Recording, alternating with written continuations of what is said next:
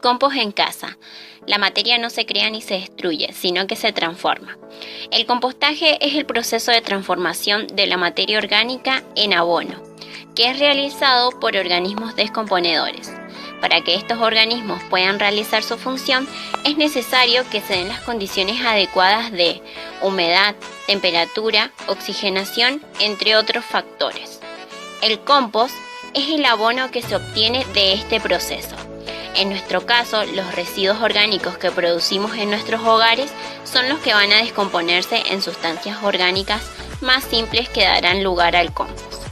Llevar a cabo esta práctica permitirá reducir los residuos de los hogares, ya que la acumulación de basura es cada vez más numerosa y tiene consecuencias ambientales muy negativas, como lo son la contaminación de suelos, la contaminación de aguas superficiales y subterráneas, contaminación atmosférica por emisión de gases, alto impacto visual, aumento de riesgo de incendios y consecuencias para la salud de los habitantes de las comunidades cercanas.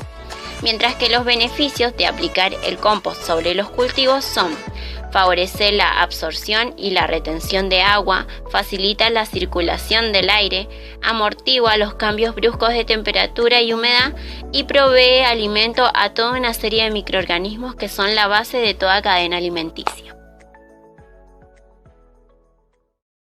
Ya dijimos que es necesario el compost para la disminución de residuos. La idea de este taller es explicar cómo hacer compost desde nuestras casas. Primero, debemos tener en cuenta que cuanto más pequeño sea el desecho para formar el compost, más rápido estará en contacto con los microorganismos y antes se formará. Para poder formar nuestro compost es importante una buena separación de nuestros residuos. Los residuos los vamos a separar en residuos que se pueden reciclar y residuos orgánicos. Los residuos que formarán parte de nuestros compost son los restos vegetales, tales como hierbas, ramas delgadas, hojas, raíces, estiércol, entre otros. Alimentos, peladuras o ralladuras de frutas y verduras, restos de hortalizas, cáscara de huevos trituradas, entre otras. También podemos incluir residuos de cocina o cafetería que pueden llegar a ser pozos de café, bolsas de infusiones, corcho de botellas, papel de cocina, etc. Se incluyen también polvos y pelusa, serrín o virutas de madera. Es importante agregar que por ningún tipo de caso se deben incluir restos de carne o pescado, vidrios, heces de animales, plástico o aceites o grasas. El compost en casa lo podemos realizar en diferentes contenedores, desde cajas de madera hasta baldes de pintura. En este caso vamos a realizar compost en una botella de plástico.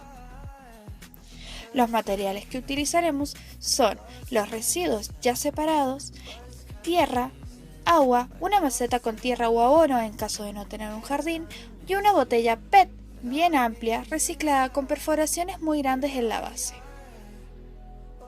En la botella con las perforaciones en la base vamos a poner los materiales en el siguiente orden. Primero, todo lo que es materia seca, que serían las ramas y las hojas. La materia orgánica, restos de frutas y verduras, tierra, cartón o papel, y después intercalaremos los materiales y los regaremos con agua fría al final.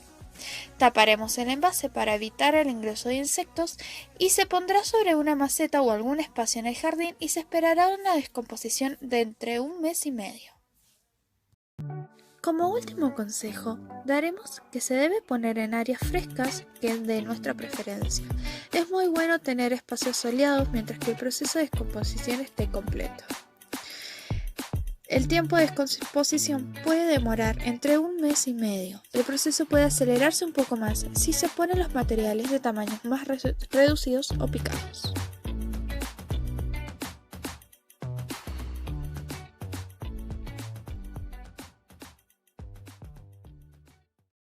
Buenas tardes, mi nombre es Alana Gallardo, soy estudiante de la Tecnicatura de Gestión Ambiental y vengo a hablar sobre un proyecto que resuelve un conflicto ambiental. En este caso elegí un termotanque solar.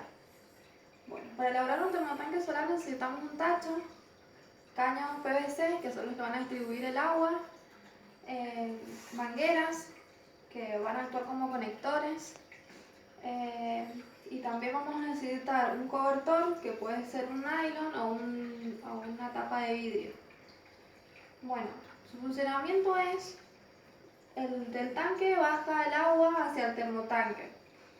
En el termotanque, del termotanque baja el agua por el caño PVC, en donde la cañería distribuye el agua por los conectores, en donde los conectores lo que van a hacer va a ser cambiar la energía solar por energía térmica.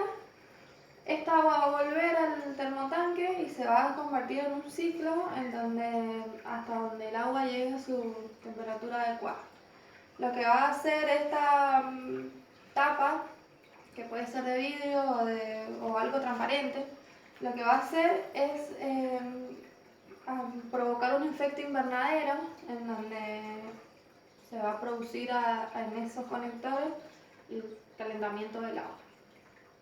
Bueno, yo acá hice una maqueta en donde más o menos se explica cómo hacer un termotanque, o sea, la base de un termotanque.